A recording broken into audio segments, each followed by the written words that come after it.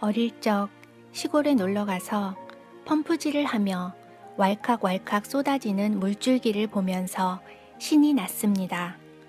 처음엔 힘없이 위아래로 움직이며 물을 끌어올리지 못하는 펌프의 손잡이를 보고 이거 고장났나 봐요.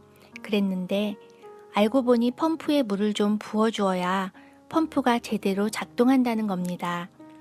이렇게 먼저 부어주는 물을 마중물이라고 한다네요.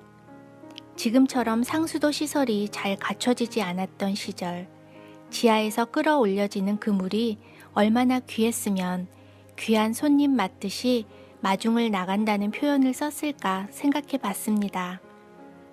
아마도 마중물의 역할은 펌프 안에 공기를 빼내고 대신 물로 채워 펌프가 물을 길어 올릴 때 필요한 힘, 즉 압력을 제공하는 것 같습니다. 그래서 한 바가지 정도의 마중물이 들어가면 펌프 손잡이를 위아래로 작동할 때 묵직한 손맛이 느껴집니다. 마치 어부가 물고기의 입질을 느끼고 서로 줄다리기를 할 때의 손맛이 이런 것이 아닐까 싶습니다. 그 당시 어린 마음에도 집에 한 바가지의 마중물도 안 남아있으면 어떡하지? 이웃집에라도 가서 물을 빌려와야 하나? 라는 의문과 걱정이 들었습니다. 이제 어른이 된 지금은 나만의 마중물뿐만 아니라 마중물이 필요한 이웃에게도 나누어 줄 수 있을 만큼 나의 삶이 넉넉한 마음으로 채워지길 기원합니다.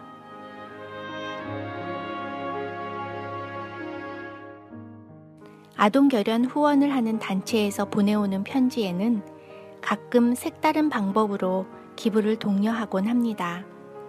예를 들면 기부자가 소정의 기부금을 내면 그 기부금의 5배, 때론 11배 금액에 해당하는 의료용품을 아프리카의 어느 지역에 보내준다는 것입니다. 처음에는 이해가 되질 않았습니다. 그냥 기부자와 상관없이도 그렇게 많은 의료용품을 지원할 능력이 된다는 건데 왜 꼭 기부자를 끌어들여서 비율을 정해놓고 하겠다는 것인지 이해할 수가 없었습니다. 하지만 지금 생각해보면 우리에게 마중물의 역할로 함께 동참하길 원한 것 같다는 생각이 듭니다. 기왕이면 같은 액수의 기부금을 냈을 때 가장 많은 혜택이 돌아가게 되는 후원을 선택하고 싶은 게 인지상정입니다. 그런 관점에서 본다면 떡 5개와 물고기 2마리를 내어놓은 아이가 가장 탁월한 선택을 한 것 같습니다. 5,000명을 먹이고도 12광주리가 남았을 정도이니까요. 예수님도 우리와 함께 일하길 원하시는 것 같습니다. 우리가 내어놓는 것이 비록 작은 것일지라도 그 마음을 보시는 예수님 손 안에서는 넉넉히 채우고도 남는 기적이 된다는 걸 새삼 깨우치게 됩니다. 하나의 사과를 2사람이 나누어 먹기 위해서는 사과를 반으로 나누어 한 사람이 반쪽씩 먹게 됩니다. 이때 한 사람의 몫은 2분의 1이라는 분수로 표시됩니다. 분모가 커지면 나눌 사람이 많아져서 한 사람에게 돌아가는 몫이 줄어들고 반대로 분자가 커지면 한 사람의 몫이 커지게 되죠. 그런데 아이들이 나누기를 배울 때 헷갈려하는 부분이 있습니다.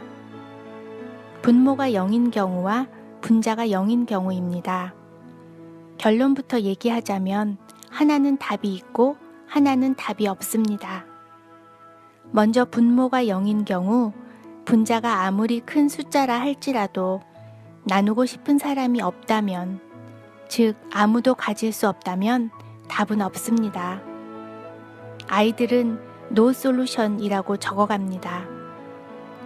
반면 분자가 0인 경우엔 분모가 아무리 큰 숫자라 할지라도, 즉 나누어야 할 사람이 무한대로 많다고 해도 답은 0입니다. 적어도 0이라는 답이 있다는 것, no solution이 아니라 풀리는 문제라는 것이 중요합니다.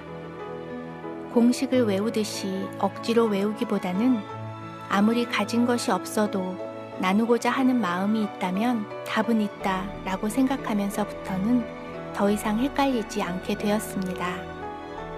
우리의 작은 나눔이 하나님의 마음을 펌프질하는 마중물이 되어 또 다른 오병이어의 기적들을 맛볼 수 있지 않을까 기대해 봅니다.